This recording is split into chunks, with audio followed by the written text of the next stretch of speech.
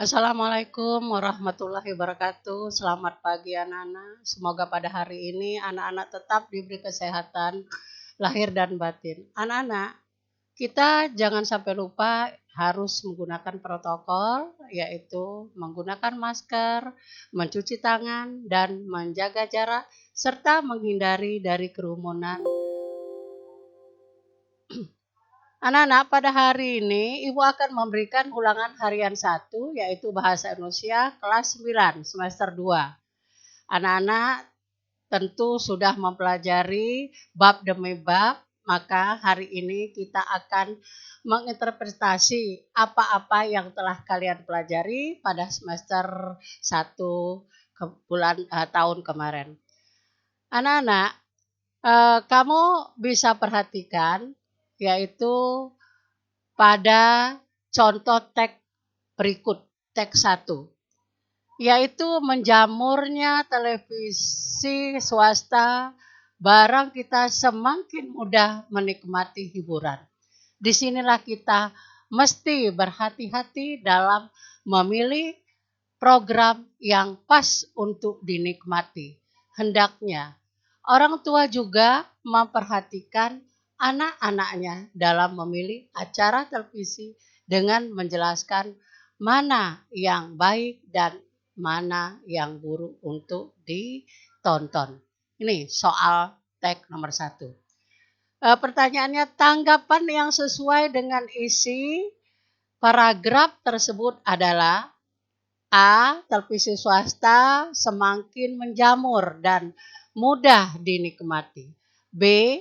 Orang tua harus mengarahkan anaknya dalam memilih acara televisi. C. Televisi swasta bervariasi dan pas untuk dinikmati. D. Orang tua harus berhati-hati. Jadi soal nomor 1, pilih di antara A dan D. Pilih salah satu. Ini ditulis di buku 1 lembar, kalian hanya menuliskan jawabannya saja. Jadi judulnya ulangan harian ya pada semester 2, soalnya ditulis nomor 1, terus jawabannya pilihlah apa A, B, C, dan D. Nomor 2 soalnya, sebenarnya saya sebagai penanggap setuju dengan pernyataan bahwa rokok sangat berbahaya bagi tubuh. Bukan hanya rokoknya saja, tetapi asapnya juga berbahaya karena di dalam rokok terdapat bahan yang sangat berbahaya yang mengakibatkan penyakit dan membuat ketagihan. Selain itu, rokok juga menyebabkan kita hidup boros. Nah, topik yang dibahas dalam kutipan teks tanggapan tersebut adalah: pilih di antaranya apa A, apa B, C, dan D. A. Bahaya rokok. B. Manfaat rokok. C. Produksi rokok. D. Kebijaksanaan mengenai rokok. Jelas itu soal nomor 2. Nomor 3 berikutnya. Berikut ini yang perlu dilakukan saat menyusun teks tanggapan kritik, kecuali di sini anak-anak ya. A. Menentukan tema. B. Identifikasi masalah. C. Menyusun kalimat tanggapan kritis yang berdasarkan hasil analisis. D. Memberikan tanggapan berupa kalimat penegasan terhadap masalah dan tidak perlu memberikan solusi. Pilih apa jawabannya. Itu untuk soal nomor 3.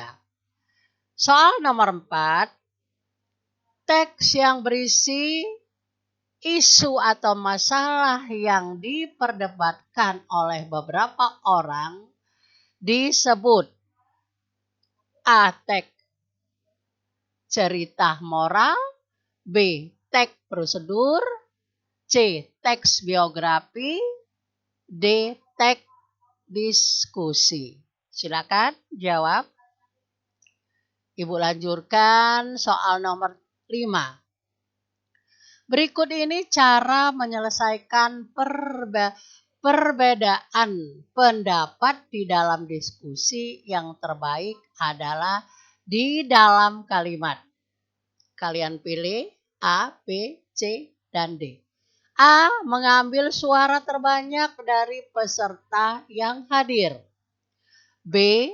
Pilihan kita hanya ini, tak ada lagi yang lainnya. C. Kita harus mencari alternatif lain karena bukan ini jalan satu-satunya yang dapat kita tempuh. D. Pendapat kita harus kita uji cobakan dahulu di lapangan. Berhasil tidaknya urusan nanti. Ini soal nomor 5, maaf ya. Berikutnya soal nomor 6. Yang bukan syarat untuk mengungkapkan pendapat dalam diskusi adalah A. Pendapat yang disampaikan bersifat terbuka. B. Pendapat yang digunakan didukung oleh fakta. C. Pendapat yang digunakan tidak memecahkan masalah. D. Pendapat yang digunakan berhubungan dengan topik diskusi. Itulah soal nomor 6, anak-anak. Ibu lanjutkan lagi soal nomor 7. Soal nomor 7, teks yang berbentuk narasi yang lebih bertujuan memberi inspirasi kebaikan kepada banyak orang disebut A. Cerpen. B. Cerita imajinasi. C. Cerita fantasi. D. Cerita inspiratif. Pilihlah jawaban yang tepat. Berikutnya Ibu lanjutkan soal nomor 8, anak-anak. Soal nomor 8 yaitu struktur teks cerita inspirasi yang memuat pendapat yang, Ibu ulangi lagi, struktur teks cerita inspirasi yang memuat pengantar cerita adalah A. Koda. B. Resolusi. C. Orientasi. D. Komplikasi. Itulah soal nomor 8. Ibu lanjutkan, ini soal ya nomor 9. Soal nomor 9 yaitu tokoh di dalam kisah inspirasi biasanya adalah A. Benda. B. Manusia. C. Makanan. D. Kendaraan. Yang mana jawaban kalian yang tepat, yang biasa dijadikan tokoh di dalam kisah inspiratif atau inspirasi? Silakan jawab. Nomor 10. Nomor 10 ini adalah soal yang terakhir, anak-anak, pilihan ganda. Nomor 10 soalnya yaitu hal-hal yang berikut adalah hal yang paling dapat diteladani dari tokoh dalam kisah inspirasi atau inspiratif adalah A.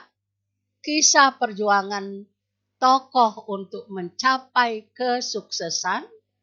B. Konflik tokoh dengan orang yang di sekitarnya. C. Kondisi keuangan tokoh. D. Kekurangan tokoh. Ini soal nomor 10, yaitu soal terakhir dalam bentuk pilihan ganda. Silakan anak-anak pilih jawabannya. Bagian kedua, ya. Kalian menyusun sebuah cerita yang mengandung cerita inspiratif. Maksudnya di sini kalian tulislah atau kalian susunlah atau buatlah sebuah cerita yang mengandung cerita inspiratif anak-anak. Jadi kalian tulis di kertas 1 lembar. Silakan di situ menggunakan struktur-strukturnya anak-anak. Ya, ini bagian kedua, yaitu menulis, Ibu ulangi lagi, menulis atau menyusun sebuah cerita yang mengandung cerita inspirasi. Bagaimana anak-anak? Sudah jelas penjelasan dari Ibu tadi? Soal-soal yang harus kalian kerjakan di buku kalian, nanti dikumpulkan secara pribadi di WA Ibu masing-masing. Hanya jawabannya, tidak usah soalnya. Jangan lupa tulis tanggal, judul, ya, yaitu ulangan harian 1 pada semester 2. Bagaimana? Sudah jelas anak-anak? Kalau sudah jelas, Ibu tutup dengan wassalam, selamat bekerja. Ibu ulangi lagi. Assalamualaikum warahmatullahi wabarakatuh.